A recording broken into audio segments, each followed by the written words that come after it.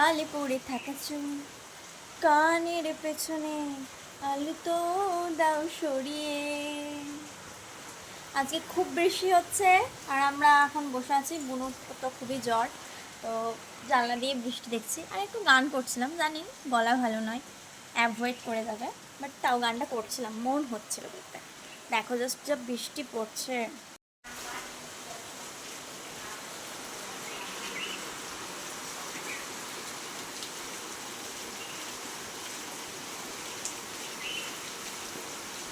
এতটাই বৃষ্টি হচ্ছে যে বলার নেই কিছু। বৃষ্টিটাকে সত্যি বলতে একদম ভালো লাগে না, প্রচণ্ড বাজে লাগে। আমার বর্ষাকাল হচ্ছে সব থেকে বাজে দিন আমার জন্য। আমি একদম পছন্দ করি না বর্ষাকাল, তাও জানলা ধারে বসে বসে বৃষ্টি দেখছি, কি করব।